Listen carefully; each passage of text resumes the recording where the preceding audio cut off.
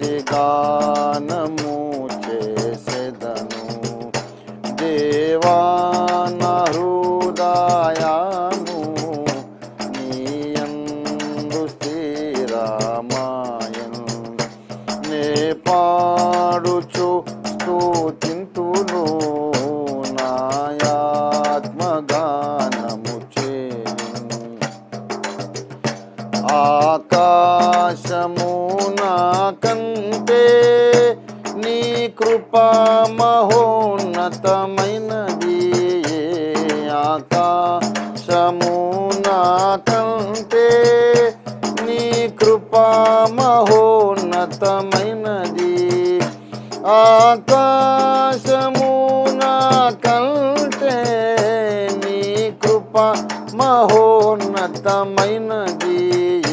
నీదు సత్యము మేఘముల కంటే అత్యున్నతమైనది నీదు సత్యము మేఘముల కంటే అత్యున్నతమైనది దేవాని రాము నీయందు స్థిరమాయన్ నే పాడుచు స్తుతింతును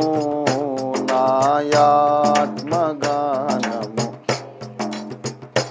దేవాని వాకాశము కంటే మహోన్నతుడవు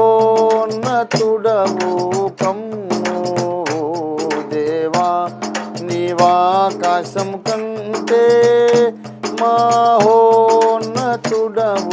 కమ్ము దేవా నీవాకాశం కంటే మహోన్నతుడవు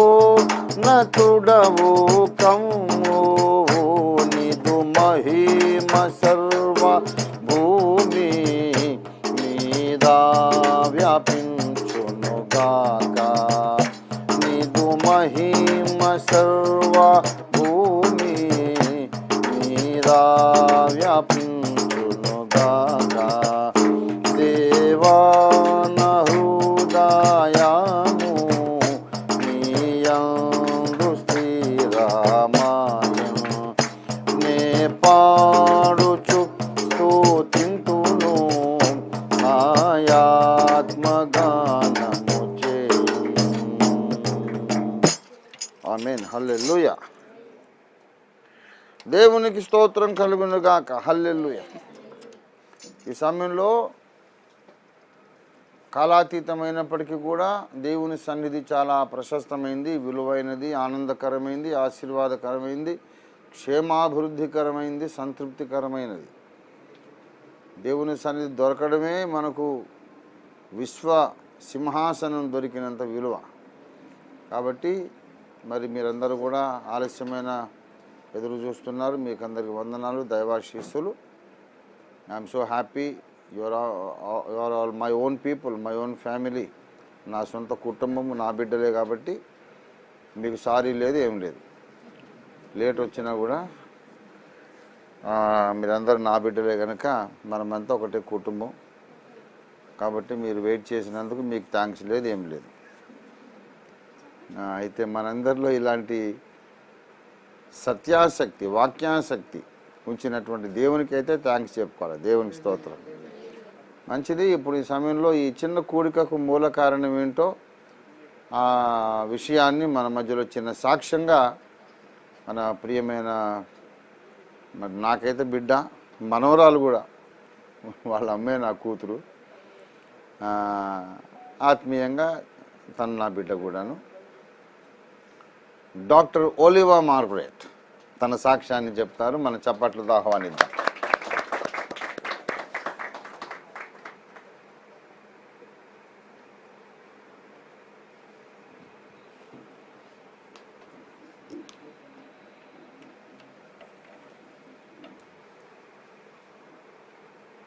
దేవునామనుకున్నాను సమయం ఇచ్చిన ఆత్మీయ తండ్రికి కూడి వచ్చిన సంఘానికి ఇచ్చేసిన సేవకులందరికీ కూడా దేవునామం పేరుతో వందనాలు చెల్లిస్తున్నాను.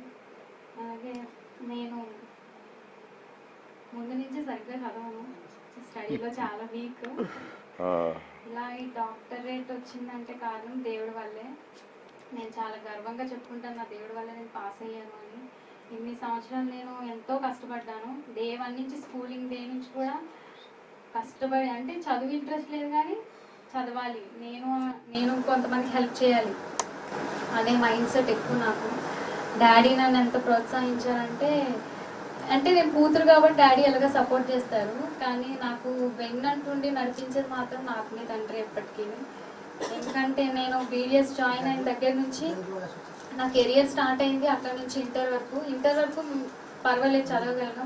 గ్రాడ్యుయేషన్ స్టడీస్ అంటే ల్యాక్స్తో కూడింది, అంటే చాలా మనీ, అన్ని ఎడ్యుకేషన్ పరంగా కూడా చాలా హైగా ఉంటుంది.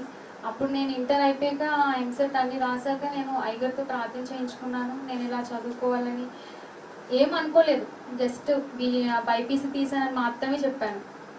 బైపీసీ తీసాను, ఇంత పర్సంటేజ్ వచ్చింది ఇలా అని చెప్పినప్పుడు అయ్యగారు నేను ఒక మెడికల్ చదవాలి, ఒక డాక్టర్ అవ్వాలని నాకు ప్రేయర్ చేశారు. ఇంకేమీ చేయలేదు, ఏం చదవాలి ఏంటి ఏం కాదు, డాక్టర్ అవ్వాలని చెప్పి ప్రేయర్ చేశారు. అయ్యగారు ప్రేయర్ చేశాక ఫ్యామిలీ అందరూ ప్రేయర్ చేశారు. దేవుడు అన్ని ఆ టైంకి వితిన్ 1 డేలో నాకు అన్ని సెట్ చేశాడు. అది ఫ్యామిలీ నుంచి అన్ని సపోర్ట్ మాట. ఇంకా 1 డే, నేను 2 డేస్లో వెంటనే సీట్ అవ్వడం, ఇదంతా అరేంజ్ అయిపోయింది. నేను ఏం చదవాలని ఏమీ అనుకోలేదు, నా దేవుడే నాకు అన్ని దారి చూపించి నడిపించాడు. నేను ఎంతో ఎదుర్కొన్నాను కాలేజెస్లో ఫెయిల్ అవ్వడం. నేను ప్రతి ఇయర్ ఫెయిల్ అయినా కూడా నేను ఎప్పుడు ఆత్మీయతకి అబద్ధం చెప్పలేదు.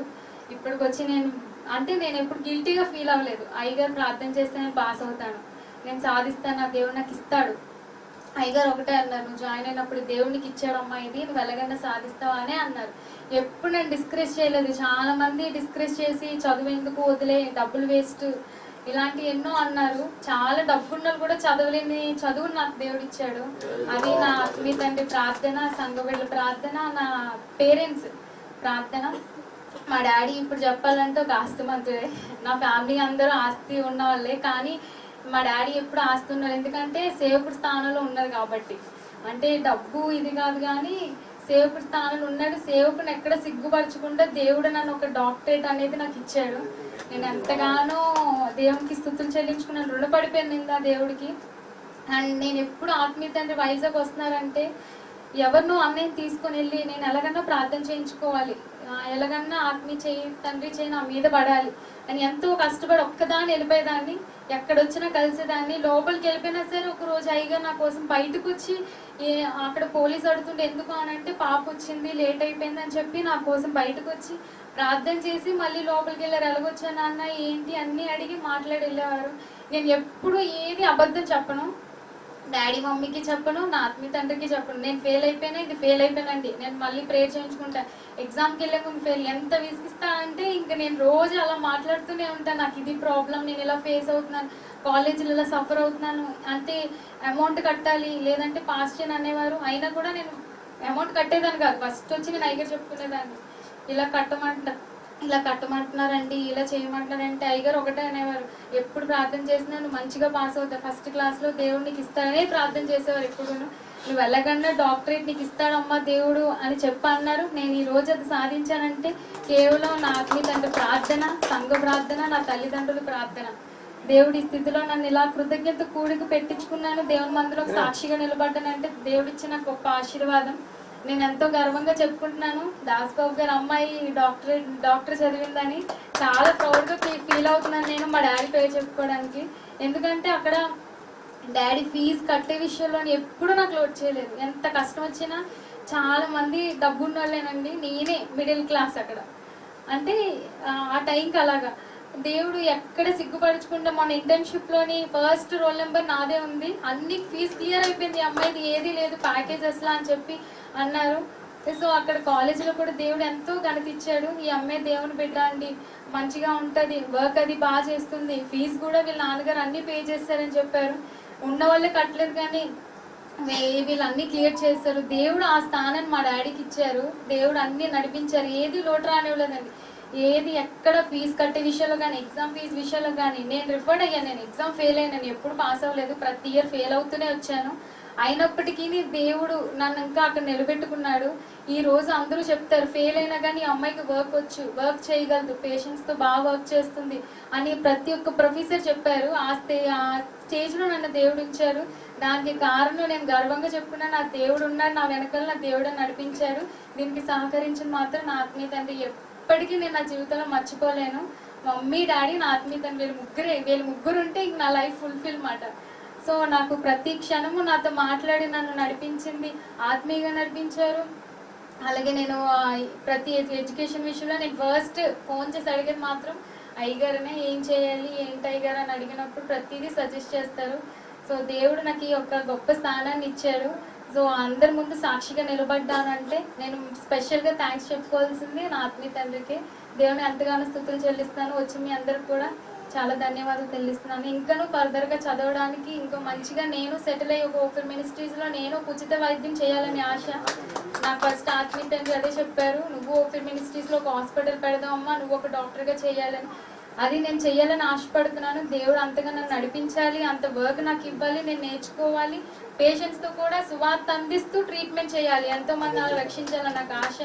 అలాగే ఆత్మీయతను ప్రార్థన చేశారు, అందరూ ప్రార్థన చేయండి, నేను ఇంకా దేవుళ్ళు ఎదగాలి, ఇంకా వర్క్ కూడా మంచిగా నేర్చుకోవాలని చిన్న సాక్ష్యం దేవుడు దించింది.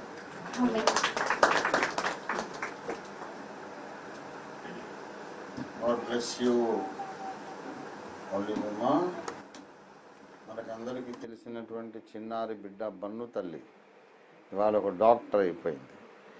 This is something amazing and exciting. వైజాగ్లో నేను ఎవరి సహాయం లేకుండా సొంతంగా పోగలిగేది ఒక దాసుబాబు ఇల్లే. ఎవరింటికైనా, ఇప్పుడు సత్యనారాయణ గారి ఇంటికైనా ఎవరింటికైనా ఎవరైనా తీసుకెళ్ళాలి. నాకు ఇప్పటికైనా పాస్టర్ రఘువేల్ ఇంటికి సొంతగా వెళ్ళలేను, పాస్టర్ ఐజక్ గారి ఇంటికి సొంతగా వెళ్ళలేను, సత్యనారాయణ గారి ఇంటికి సొంతగా వెళ్ళలేను, ఏ ఇంటికి కూడా ఓన్గా వెళ్ళలేను. నేను ఒక్క దాసుబాబు గారి ఇంటికి నేను సొంతగా రాగలుగుతాను. కష్టపడి ల్యాండ్ మార్క్స్ గుర్తుపెట్టుకొని ఎట్లా రావాలని గుర్తుపెట్టుకున్నా. ఎప్పుడైనా వైజాగ్ వస్తే తప్పకుండా దాసుబాబుని దర్శించేవాడిని. ఎందుకంటే అసలు సీక్రెట్ ఏంటంటే బన్ను, బిన్ను, బెన్ని, వీళ్ళు. బెన్ని ఎక్కువ తాతగారి దగ్గర అక్కడ సాల్మన్ గారి ఇంట్లో ఎక్కువ టైం ఉండేవాడు. ఇక్కడ బన్ను, బిన్ను ఇద్దరు ఉండేవాళ్ళు అనమాట. బన్ను బిన్నుల కొరకు వచ్చేవాడు అనమాట. మరీ చిన్నపిల్లలు ఎత్తుకొని ఒళ్ళో పెట్టుకునేంత పిల్లలే అప్పుడు. విచిత్రంగా వాళ్ళు పెద్దోళ్ళు అయిపోయారు, గ్రాడ్యుయేట్స్ అయిపోయారు. చాలా ఆశ్చర్యం. మరి దేవుడు గొప్ప కార్యం చేశాడు, దేవుని స్తోత్రము. నిజంగానే బన్ను తల్లి ఎవ్రీథింగ్ నాకు ఎప్పటికప్పుడు ఫోన్ చేసి ప్రార్థన చేయించుకోవడం, సమస్య ఉంటే కాలేజీలో ఏదైనా డిఫికల్ట్ సిచ్యువేషన్స్ ఎప్పుడు ప్రార్థన చేయించుకుంటుండేది. దేవుని స్తోత్రం. I'm so happy I could guide this daughter of mine in the proper direction. And also I congratulate Das Babu and Bebamma. They are good parents. మంచి డాడీ, మంచి మమ్మీ. వాళ్ళు they are good mummy and good daddy. ఎందుకంటే they are loving parents. పిల్లల యొక్క అవసరాలు, అభిరుచులు, weaknesses అన్నీ ఎరిగి ఎంకరేజ్ చేసి వాళ్ళని ఒక స్థానంలో నిలబెట్టేటటువంటి బాధ్యత తీసుకున్నటువంటి మంచి ప్రేమ గల parents. I'm happy to see a good daddy, good father in Das Babu and a very good mother in Bebamma.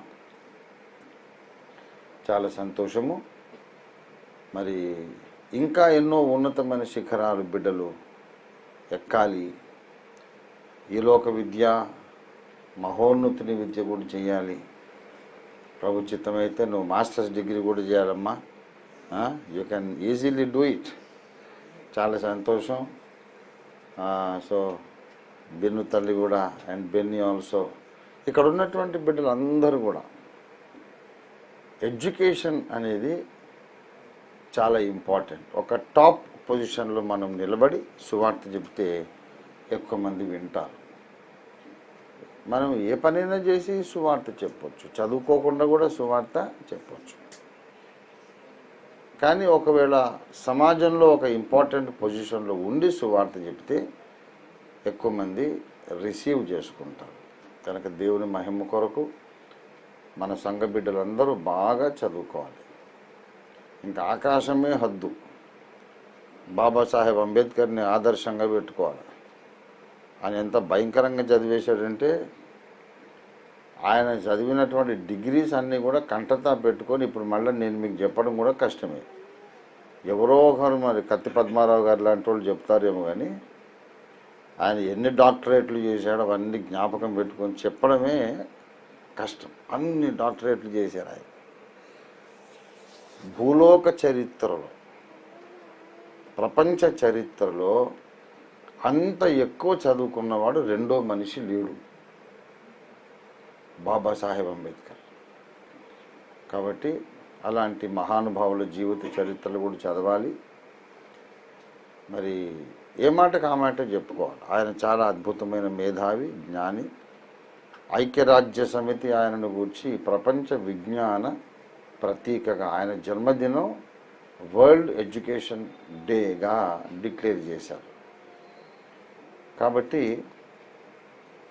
ఆయన క్రైస్తవుడు కాదు కదా, విశ్వాసి కాదు కదా. ఆయన చెప్తారు ఏంటంటే, విశ్వాసం విషయంలో ఆయన మాదిరిని చెప్పలేదు నేను, భక్తి విషయంలో మాదిరని చెప్పలేదు, కష్టపడి చదువుకునే విషయంలో ఆయన ఆదర్శంగా తీసుకోవాలి.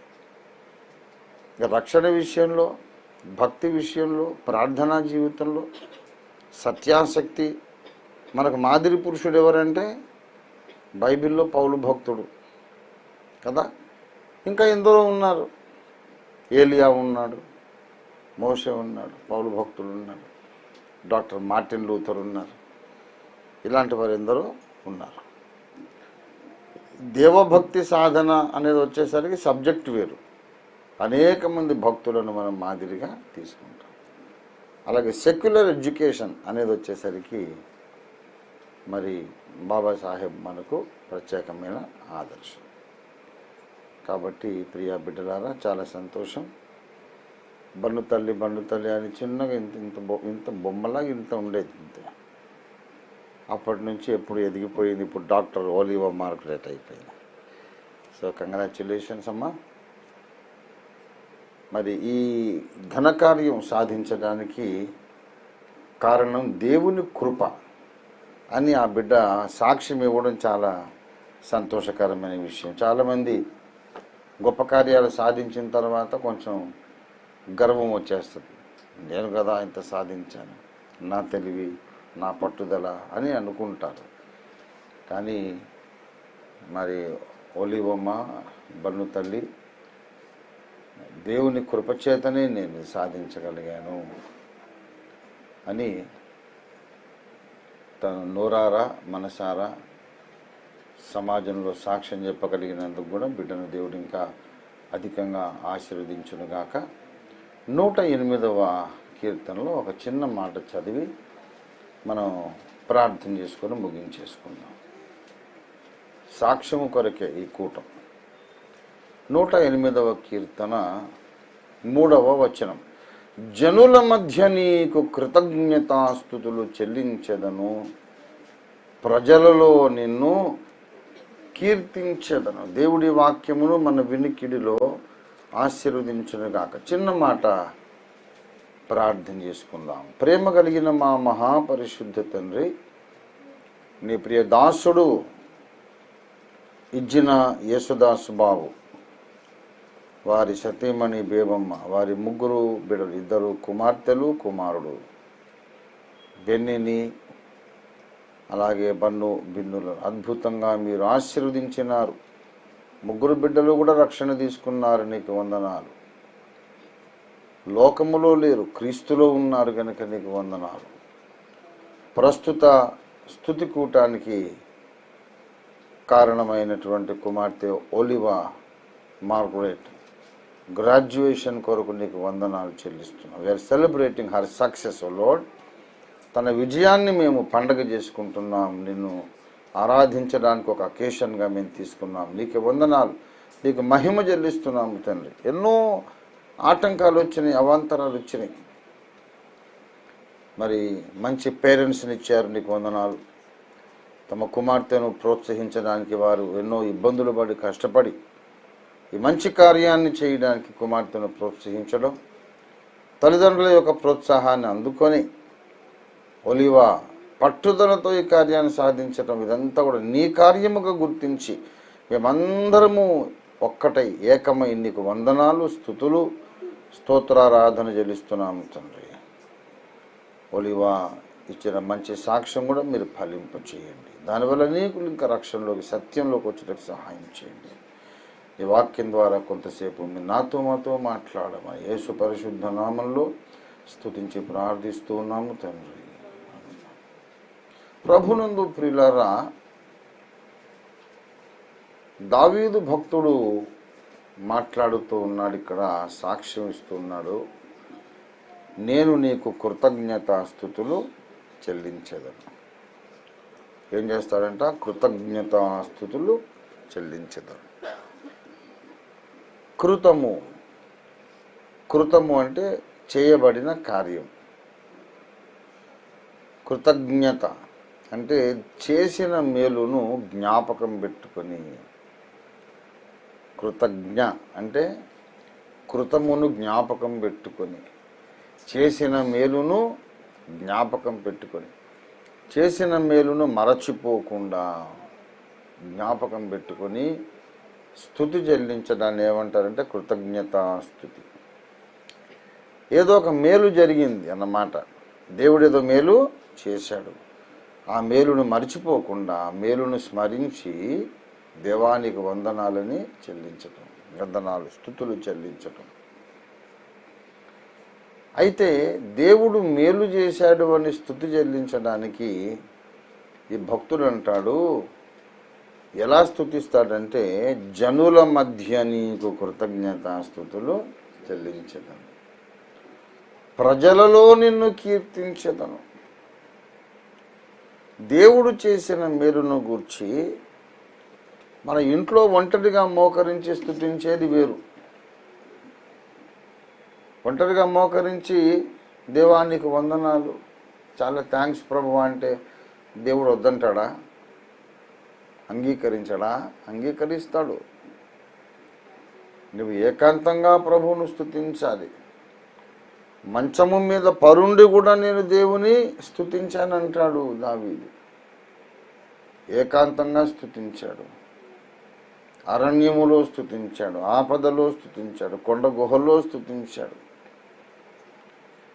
నేనెల్లప్పుడూ యెహోవాను సన్నుతించదను అన్నాడు. కానీ ఎప్పుడు పడితే అప్పుడు స్తుతించడం వేరు. దేవుడు మేలు చేసినప్పుడు సమాజమును పిలిచి సమాజ కూటము ఏర్పాటు చేసి ప్రజల మధ్యలో స్తుతించడం అంటే దేవుడు మనకు చేసిన మేలును గూర్చి 10 మందికి తెలియజెప్పాలి. అది మంచి లక్షణం, భక్తుల లక్షణం, ప్రతి ఒక్కరికి ఉండవలసిన లక్షణం. దేవుడు నీకు చేసిన ప్రతి మేలును గూర్చి సమాజము మధ్యలో చెప్పాలి. మన హృదయంలో దాచుకొని ఉండకూడదు. దయచేసి 40వ కీర్తన 10వ వచనం చూడండి. దయచేసి 40వ కీర్తన 10వ వచనం.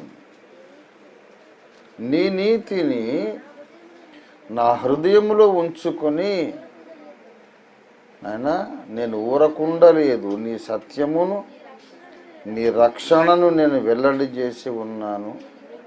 నీ కృపను నీ సత్యమును మహాసమాజమునకు తెలుపక నేను వాటిని మరుగు చేయలేదు.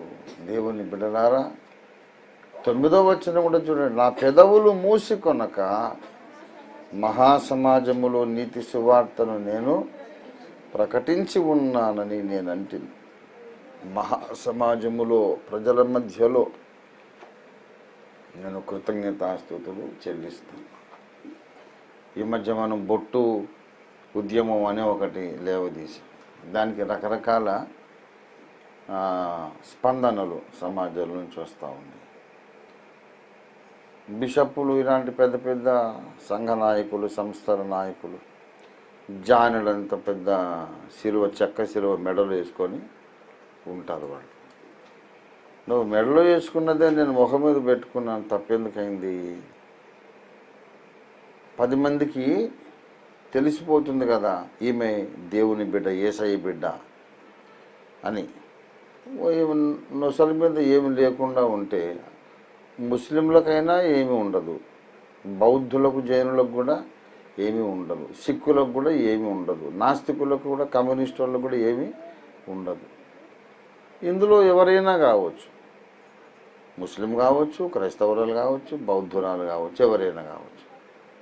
కానీ శిల్వాకారం ఉన్న తర్వాత బహుశా ఆమె బౌద్ధురాలేమో అనుకునే అవకాశం ఉందా? ముస్లిం ఏమో అనుకునే అవకాశం ఉందా?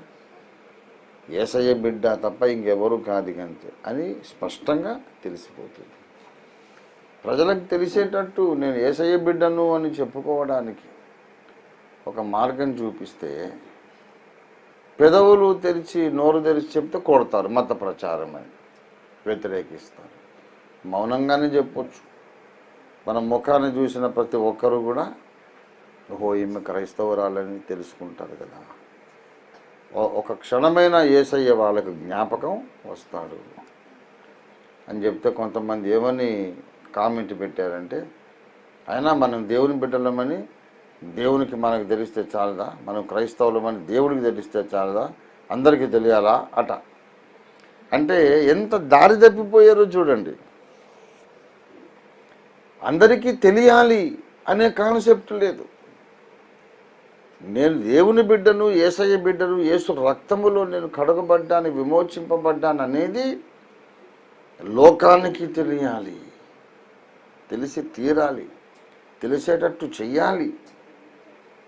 నువ్వు పొందిన రక్షణను నీవే దాచుకోవడం కాదు, అందరికీ తెలియజేయాలి. ఇక్కడ 40వ కీర్తన 10వ వచనం చూడండి. నీ సత్యమును నేను, నీ రక్షణను నేను వెల్లడి చేసి ఉన్నాను. నీ కృపను నేను పొందిన, నీ కృపను నేను నేర్చుకున్న నీ సత్యాన్ని మహాసమాజమునకు తెలుపక నేను వాటికి మరుగు చేయలేదు.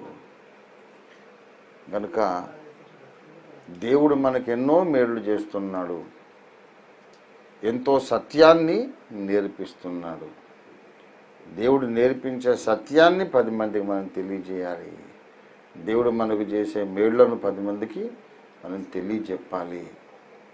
ఈ సాక్ష్యము ఇచ్చినంతకాలం మనకు జయ జీవితం ఉంటుంది. సాక్ష్యము అనేది ఇవ్వకపోతే అపజయం వస్తుంది. సాక్ష్యము ద్వారానే మనము దుష్టుని జయించగలుగుతాము అని ప్రకటన గ్రంథంలో పరిశుద్ధాత్మ దేవుడు సెలవిచ్చాడు, వ్రాయించాడు. దేవునికి స్తోత్రం కలుగునుగా. కథ ఇచ్చేసి ప్రకటన గ్రంథము 12వ అధ్యాయము 11వ వచనం చూడండి. వారు గొర్రెపిల్ల రక్తమును బట్టి, చూసారా, తామిచ్చిన సాక్ష్యమును బట్టి ఆ దుష్టుని జయించి ఉన్నారు. 10వ వచనంలో ఏమంటాడు అక్కడ? తనకు సమయము కొంచెమేనని అపవాది తెలుసుకొని ఉన్నాడు గనుక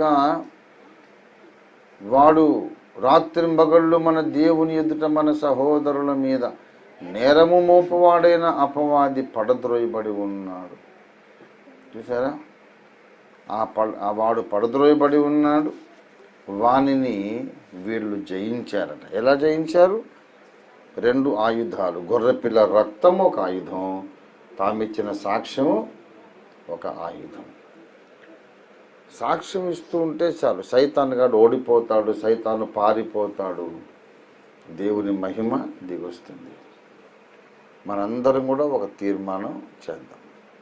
దేవుడు మనకు ఎప్పుడు ఏ మేలు చేసినా తప్పక మహాసమాజంలో దాన్ని తెలియచేయాలి. మరి పెంతెకోస్తు చర్చెస్లో స్పెషల్గా సాక్ష్యాల సమయం ఉంటుంది. ఎవ్రీ సండే ఆరాధనలో సాక్ష్యాలు చెబుతారు. చాలాసేపు అయిపోతుంది దానికే టైం. సాక్ష్యం చెప్పకుండా అదేం ఆరాధన అని అంటారు. ఒక వారమంతా దేవుడు కాపాడాడు. మరీ తప్పకుండా రొటీన్గా చెప్పడం కాకపోయినా ఇలాంటి స్పెషల్ మేళ్ళు ఏదన్నా దేవుడు చేసినప్పుడే తప్పకుండా మనం సాక్ష్యం చెప్పాలి. మరి సమాజంలో చెప్పాలి, స్నేహితులకు చెప్పాలి, ముఖాముఖి చెప్పాలి, 1 to 1 ఒక మనిషి ఇంకో మనిషితో మాట్లాడి చెప్పాలి. అవకాశము దొరికినన్ని ప్లాట్ఫామ్స్ ఉపయోగించుకొని దేవుడు నేర్పిన సత్యాన్ని 10 మందికి చెప్పాలి. దేవుడు చేసిన మేళ్లను 10 మందికి మనం తెలియచేయాలి. మరి కుమార్తె ఒలివా ఇంకా ఎన్నో మేళ్ళు దేవుని దగ్గర పొందాలి, అనేక మేళ్లను గురించి సాక్ష్యం ఇవ్వాలి. మనమందరం కూడా ఇవాళ ఒక తీర్మానం చేద్దాం. ప్రభువా, నీవు చేసిన మేలుల కొరకు నేను సాక్షిగా నిలబడి అనేకులను ఆకర్షించడానికి సహాయం చేయి. సాక్షిగా బ్రతుకుట చేత దుష్టుని జయించటానికి నాకు సహాయం చేయి అని ప్రార్థన చేసుకుంటూ ముగించుకుందాం. రండి అందరము ఒక చిన్న మాట ప్రార్థన చేసుకొని ముగించుకుందాం. ప్రార్థన. హల్లెలూయా, హల్లెలూయా, హల్లెలూయా, హల్లెలూయా, హల్లెలూయా. ఎన్నో మేళ్ళు దేవుడు చేశాడు, కానీ మనం మర్చిపోతున్నామా? జ్ఞాపకం పెట్టుకున్నామా? జ్ఞాపకం పెట్టుకొని గుండెల్లో దాచుకున్నామా? ఒంటరిగానే స్తుతిస్తున్నామా? లేక 10 మందికి తెలిసేటట్టు స్తుతిస్తున్నామా? ఇది ఇవాళ మన స్వపరీక్ష. ప్రభువా, నీకు వందనాలు.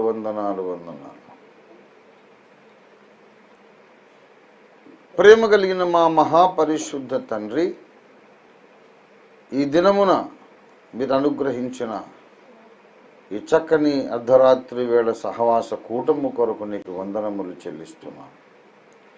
నీ కుమార్తె మా ప్రభువా ఒలివా మార్గరెట్ ఇవాళ డాక్టర్ ఒలివా మార్గరెట్ అయింది. నీకు స్తోత్రాలు. ఓఫీర్ మినిస్ట్రీస్ ఇంటర్నేషనల్లో ప్రజలకు ఉన్న అన్ని బాధల విషయంలోనూ మేము వారికి సేవ చేయాలి, అన్ని బాధల్లోంచి వారికి విడుదల కలిగించాలనే ప్రేమ, హృదయ భారం ఓఫీర్ మినిస్ట్రీస్లో ఉన్నది కనుక నీకు వందనాలు.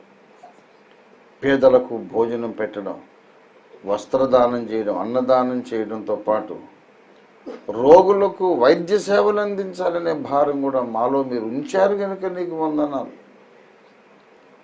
ఎన్నో వేల మంది, లక్షల మంది పేదవాళ్ళు రోగులయ్యి ఉండి కూడా వైద్యం చేయించుకోవడానికి వాళ్ళు అఫోర్డ్ చేయలేక, వాళ్ళకు స్తోమత లేక ఎంతమంది బాధపడుతున్నారు, దిక్కులేని వారు నాయన. అలాంటి వాళ్లకు దేవుని ప్రేమను చూపిస్తూ, క్రీస్తు ప్రేమను ప్రకటిస్తూ వైద్య సేవలు అందిస్తే వాళ్ళు రక్షణ పొందే అవకాశం ఉన్నది. నిత్యరాజ్యంలోకి, మహిమలోనికి, పరలోక రాజ్యంలోకి వారు వచ్చే అవకాశం ఉన్నదని గొప్ప ఆశ, గొప్ప విజన్ డాక్టర్ ఓలివోలో మీరు ఉంచినందుకు నీకు వందనాలు చెల్లిస్తున్నాం. తప్పకుండా ఈ దర్శనము నెరవేరునట్లు మీరు శక్తిని కుమ్మరించండి. నీ హస్తము చాపి కార్యం చేయండి. ఓఫీర్ మినిస్ట్రీస్లో వైద్య సేవలు కూడా ఉధృతంగా, ముమ్మరంగా జరుగుటకు సహాయం చేయండి. అనేక మెడికల్ క్యాంప్స్ మేము ఆర్గనైజ్ చేసి లక్షలాది మంది రోగులకు ఉచితంగా వైద్య సేవలు అందించి వారికి శరీర ఆరోగ్యము, స్వస్థతతో పాటు వారి ఆత్మలకు రక్షణ భాగ్యాన్ని కూడా కలిగించేందుకు మమ్మల్ని వాడుకోమని ప్రార్థన చేస్తున్నాం. ఇంకా అనేక మంది డాక్టర్స్ కూడా మీరు లేవనెత్తండి.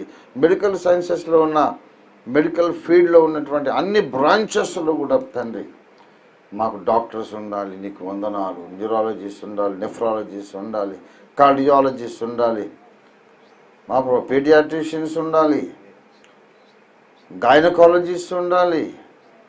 మా ప్రభు అన్ని బ్రాంచెస్లో మా తండ్రి ఉచితంగా వైద్య సేవలు అందించడానికి ప్రతిష్ఠించుకున్నటువంటి అగాపే మెంబర్స్ అయినటువంటి, అగాపే సోల్జర్స్ అయినటువంటి డాక్టర్స్ మాకు ఉండాలి తండ్రి. నీకు వందనాలు. ఓఫీరిస్ట్ సోల్జర్స్ అయినటువంటి డాక్టర్స్ ఉండాలి. అందుకు మీరు సహాయము చేయండి.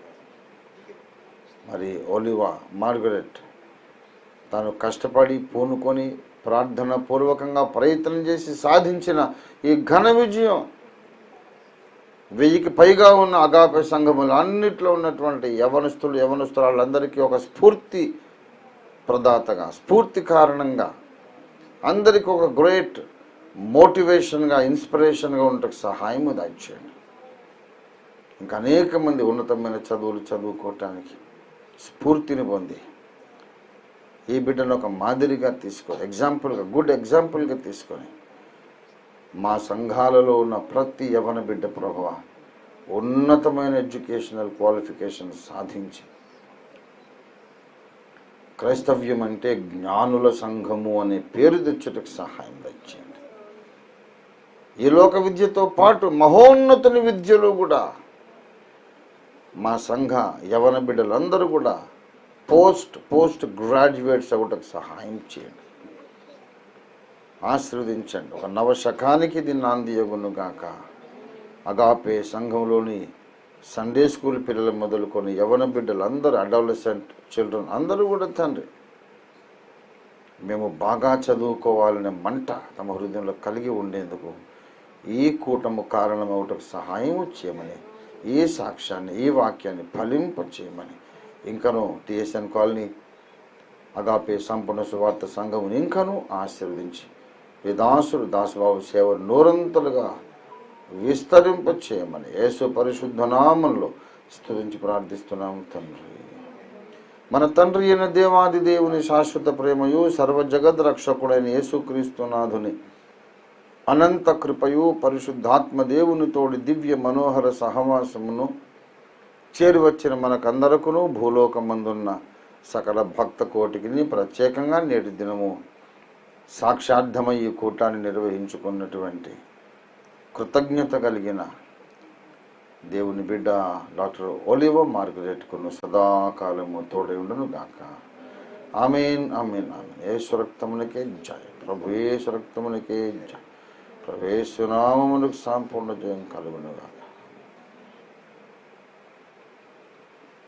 May God bless each one of you.